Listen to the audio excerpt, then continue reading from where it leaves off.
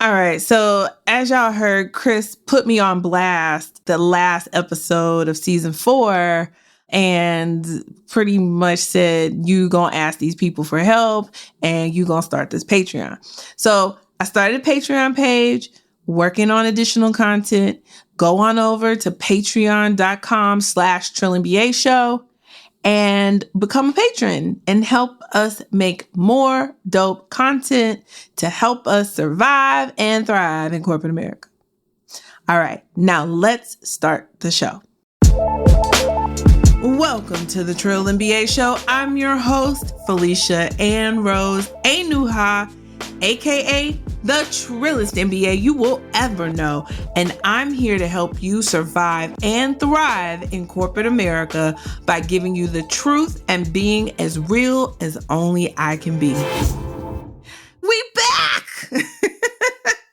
Happy Sunday, everybody!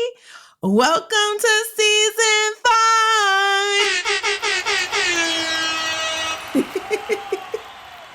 So listen, you guys. WTF, right? Like WTF. I am just happy that I am alive. It's Black History Month. We made it through the insurrection. Oh, by the way, January 6th is my birthday. So the insurrection happened on my birthday. Okay? And I wouldn't be me if I didn't start this episode out by letting you guys know as much as I can what is actually going on with me and my career journey.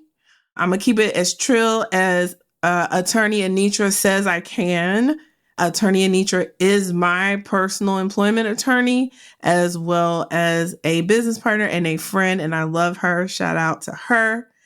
But today, we gonna keep it light, and I'm gonna catch y'all up on the big lessons that I learned about navigating corporate during a pandemic. Still in this motherfucking pandemic. I just want to go to brunch. Oh, boy. But listen, guys, I am hopeful. And I am excited. And to get started, we are going to have season 5's first Corporate Warrior Summit. Y'all know I had to do it. And since I've already done it, but we had to come back, right? And of course, we have to shout out Rosalind Brewer once again. Corporate badass, doing the damn thing. She is the second Black woman to be CEO of a Fortune 500 company. She will start her new role as CEO of Walgreens March 15th, 2021. You guys, give this woman all the good vibes. Pray for her spirit, her strength, her courage, her badassery. Just lift this woman up as she goes on this new adventure, because by golly, Lord Jesus, wow. She is the only Black woman CEO in the Fortune 500 at this time. So who got next?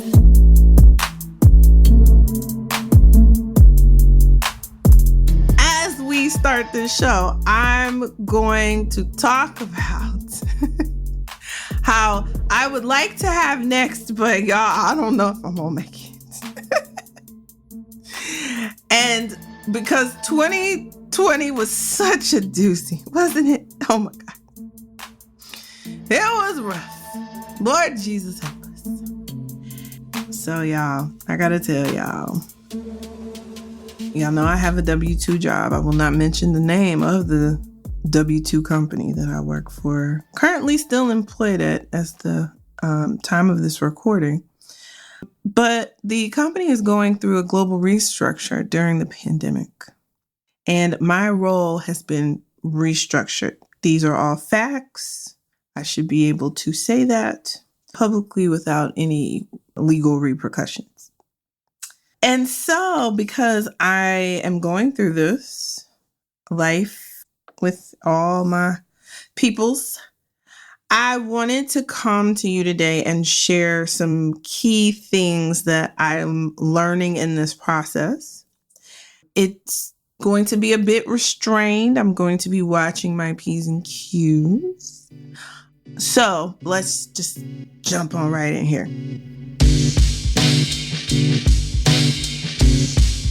The biggest lesson I think I've learned, being a person of principle, because I'm very principled. I'm a black and white thinker. Either it is or it isn't. And all that gray shit really frustrates me. Like, I know this about myself. I'm very self-aware. And I'm also aware that life is mostly gray. And that you never have 100% of the picture of the situations that you're going through or looking at, right? And so one thing I learned through working in a pandemic with a bunch of people that are human, and then also, you know, Black lives should be mattering, and it's still up in the air whether we do or not, for a lot of humans that we are around in this country called the United States of America, ironically. One thing I've learned about organizations during this time, and this isn't just my own personal story, this is like my coaching clients over this year, you know, my friends who are at different organizations. As we watched all this play out in 2020, I've learned that these people are not going to change. No matter how many Black Lives Matter posts they put up, they're just not going to change anytime soon, right? So right now, it's very scary how performative these companies are right now as a collective, right?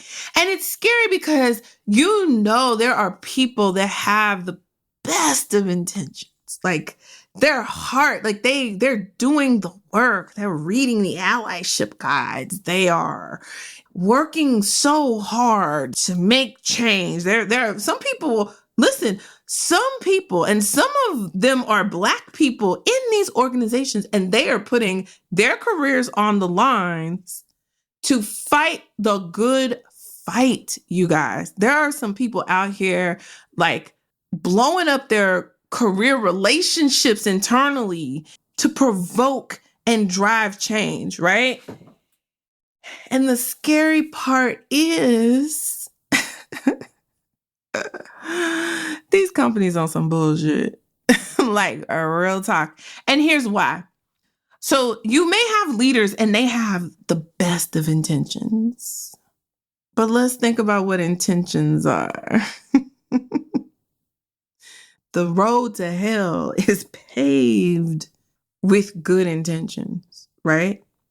And so the impact of these intentions get lost, and they get lost where people, leaders, have poor execution in leadership.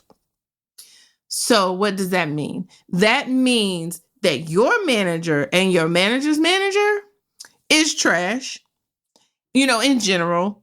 And so when it comes to doing the right things, a lot of organizations are set up that doing the right thing is actually detrimental to your career there.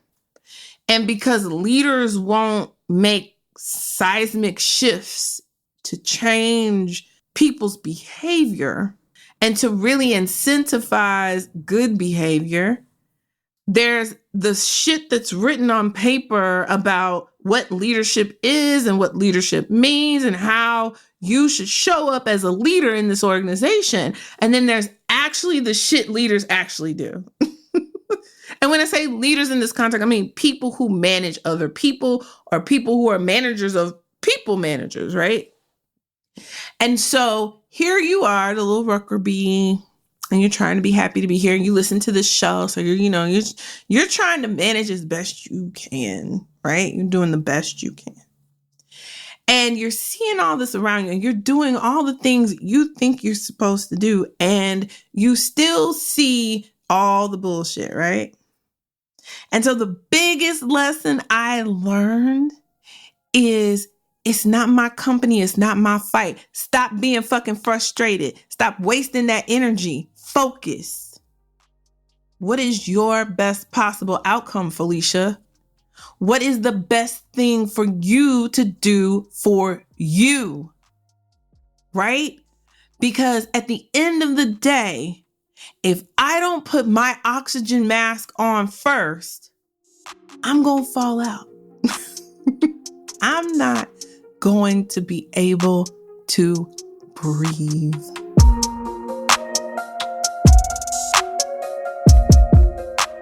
So listen, guys, stop being frustrated and know that there's only so much we can actually control. And the main key thing we can control is how we react, our perspective, and how we show up, and how we manage our emotions through so much change and so much trauma. That was a whole word. All right. So that was the first lesson. When we come back from this quick break, I'm going to dive into a big mistake that I made in this whole process. And I don't want you guys to make the mistake that I just realized I made. And I know better. When we come back. Okay, ladies, I have decided for 2021, I am going to embark on a love journey.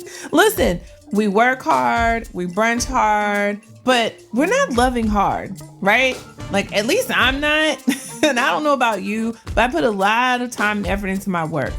So my friend Alex, who I actually have on the line, hey, Alex. Hey. She has convinced me that in 2021, I need to get it together and go on this love journey. And she is going to be my guide. So for those who don't know Alex Merritt is the love engineer. And she has a wonderful experience that is coming up at the end of this month. And I want you guys to come with me on this journey. So, Alex, tell us about the I Declare Love virtual conference. It is the most powerful and transformational experience, period, for powerhouse women who are ready for love and great relationships, but refuse to settle, shrink, or struggle to have it. Whew, I'm ready. Okay, so here's what we are going to do. I have partnered with Alex.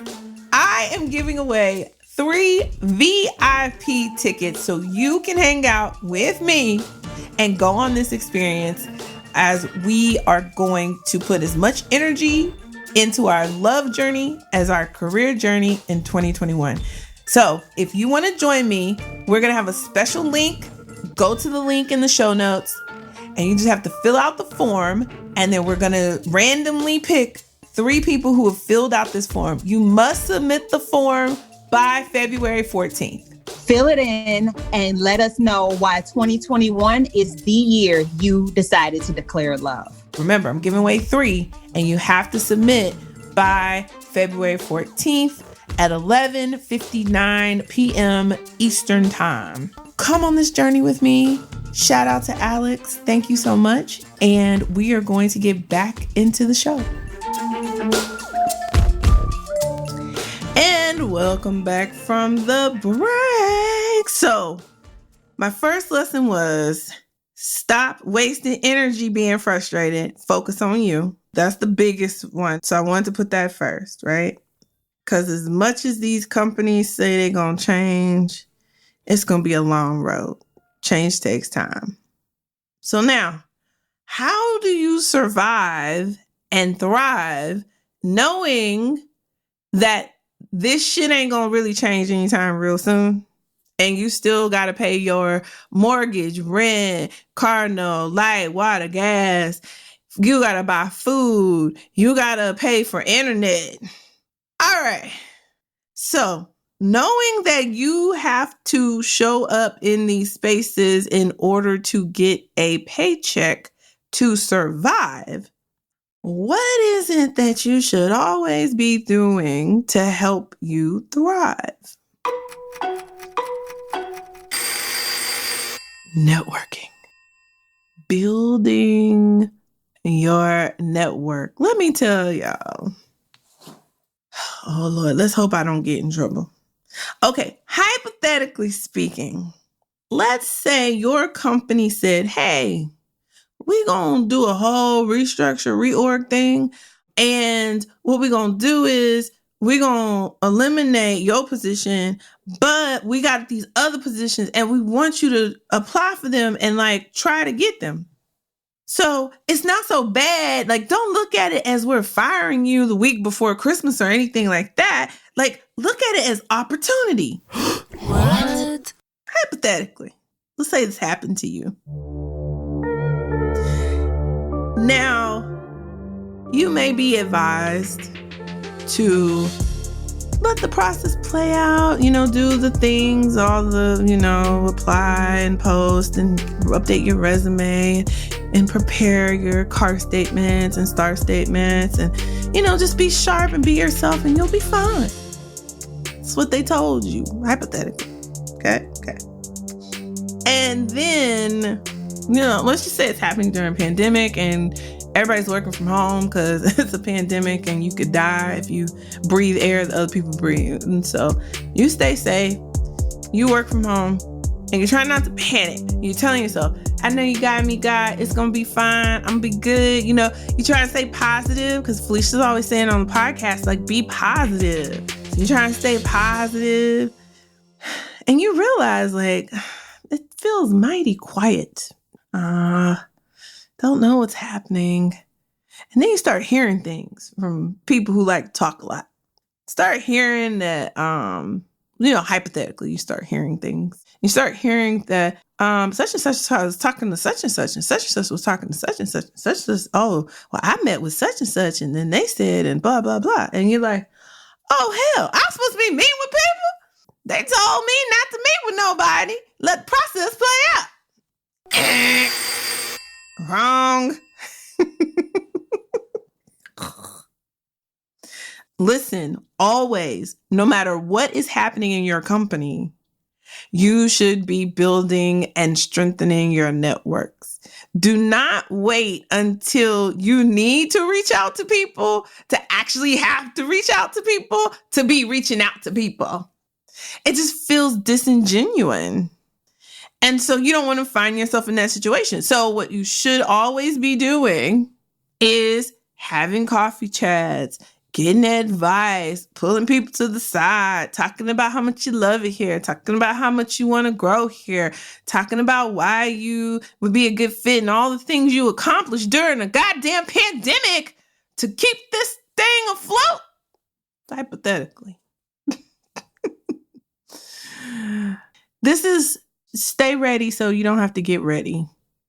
And I learned the importance because then what you'll see is some of your colleagues and you've worked with them and you're like, hypothetically, and you're like, oh, they're not really that good, but they got relationships. They've been here. They know people. They having conversations. But hey, sometimes companies, when you look around especially these Fortune 500s, they're so big and they're machines. And when you're at a company that prides itself on relationships, and there's two different types of companies, right? There's companies that are really focused on performance. I'm not going to call any names. And they're really focused on, driving results. And then there's other companies, and results to the point where you can literally be an asshole, right? And you will thrive being an asshole as long as you show them the money, right? So there's that.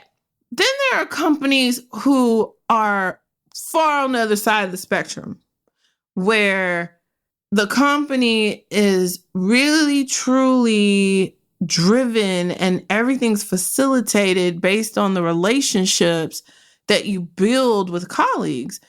And to the point where sometimes it's like these people become your family. It feels like it, right? Don't get that shit twisted. Just because somebody come to your kid's birthday party. Y'all already know what I'm thinking. So listen, do your networking now. Meet the people now. Build the relationships now. Put in the piggy bank now, especially if you're new to an organization. Because you never know when the ups are going to do a okie dokie doozy on your ass. And next thing you know, you back in the market. Hypothetically. Y'all know what I mean. So the other thing I want you guys to stay focused on is also managing up. This is something, y'all, I'm going to be honest with y'all. I don't do a good job of this. I really, really don't. I don't know how to better manage up. I know part of it is I'm not leaning into the pie model. Felicia, what's the pie model? Well, let me tell you.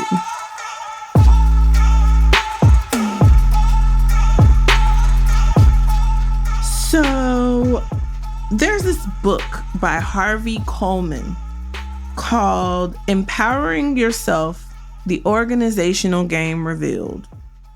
I'm assuming Harvey is some white man that I don't know.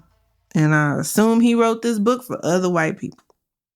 I love books written by white people for white people. I love to read them. Why? Because they wrote this game and they know how to play this shit for their best possible outcome. So now Harvey wrote this book and talks about the 3 key elements that assert career success. Okay. So you got performance, image, and exposure. So performance, let's break this down. Performance is really about just the work you do day to day and delivering results, right? Guess what? That piece of the pie is only 10%. The other 90% is broken out with image. So how you show up, what other people think of you. Do you bring positive energy? Do you have a positive attitude? Are you likable? Do you look good? Right? That's 30% of this model. And then exposure is who knows you and who knows the work you do. And so that's the biggest piece. Who knows you and the work that you do. I mean, y'all, this is so frustrating for me, right? Because what happened to put your head down, work hard, your work will speak for itself? Nah, that shit don't work, right? And so we really got to get laser focused on how we show up and how many times we show up to who, when, where, and why. And that's a part of managing up. Is the image you create for the higher ups to meet the expectations of what they believe a leader in the organization is. And you can start to discern this if you pay attention to the people that they put into leadership and how those people show up, especially the Black ones and especially the Black women. And I'm gonna be honest with you, sometimes when I look at Black women in senior leadership, it scares me because I don't look nothing like that. And I don't even know if I could ever be that. Claire Huxtable types, Michelle Obama types. This was what it kind of looks like. You know, the badass Boses of the world, the Rosalind Brewers.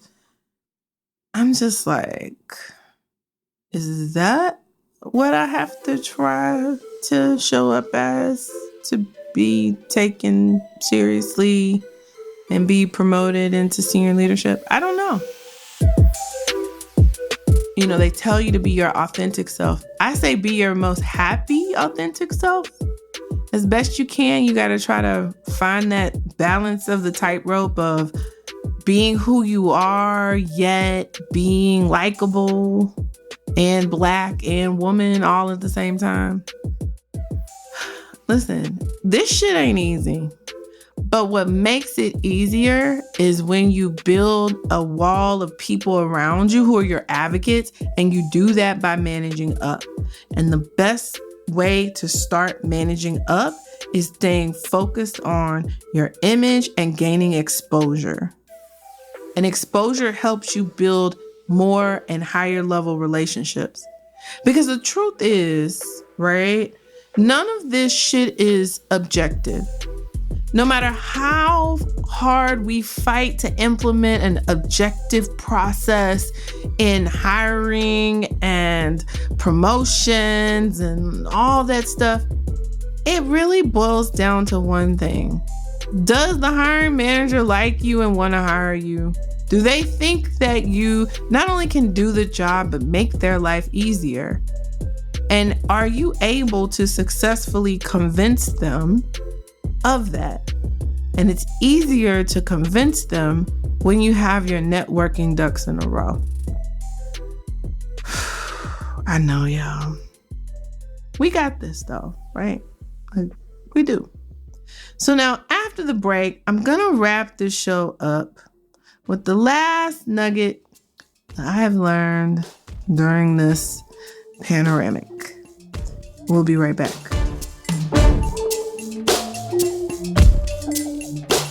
The Trill MBA Show is happy to announce a partnership with a fantastic organization named Juno. Juno uses the power of group buying to help people get lower interest rates on new student loans and student loan refinancing.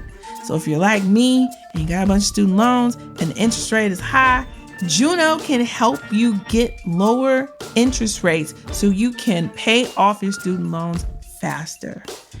Listen, I am so excited about this. Why? Because Juno is completely free. It is a free resource. You have no obligation to take the offered deals. Juno gives power back to us, the borrowers, and allows us to take ownership of our financial future. I am so excited about this partnership, and the process to becoming a member is simple, and it only takes 2 minutes. So check out the link in the show notes to learn more and get lower interest rates on your student loans, y'all. Let's save this money, okay? Now back to the show. All right, and we are back. I'm gonna wrap this up. Here's the most important thing I've probably learned so far. The most important thing. We're doing this wrong. We're doing this all wrong, guys. We must put ourselves first. We must take care of ourselves. Do you know how many of y'all I have talked to and y'all are burnt the fuck out? We're doing it wrong. Listen, when you prioritize you, and it feels counterintuitive because, I don't know, slavery taught us to take care of everything and everybody else before us, right? We are literally, as Black women, the mules of society. We're always fixing shit, and we're always sacrificing ourselves in the process. We have to stop, okay? We have to stop. And we have to start taking care of ourselves first and putting ourselves first, putting our needs and our wants and our desires and what we want first. And when somebody tries to make us think differently, we need to let them go and get them the hell out of our way. Because we are all on an assignment and a mission. We have the God divinely given DNA, and the time is now, okay? Now, I don't know if you got your Negro superpowers or not. But I'm telling you, we didn't even never need them because we always had them. We just needed to activate them for ourselves. Because guess what? You'll put your heart and soul into this role, this company, your coworkers, everybody. And you'll just be all in. And then one day you'll wake up and you'll realize that you was always dispensable. Just the ID, just the password, just an employee. So, knowing that that's the game, put yourself first. No, I can't take your call on Sunday or text on Sunday or after 5 o'clock, 6 o'clock, business hours, or early in the morning when that should be your time to get your mind right for the day. Get yourself organized, eat some breakfast, do some exercise, drink some goddamn water. Stop sacrificing your time, energy, effort, and self-care for this bullshit called corporate in the workplace and all the shit we work in. Because it's not just corporate, right? I have seen some shit, y'all, about like nonprofits. Oh my God. I thought these Fortune 500s were ridiculous, but nonprofits? I have heard from you. I am praying for you people.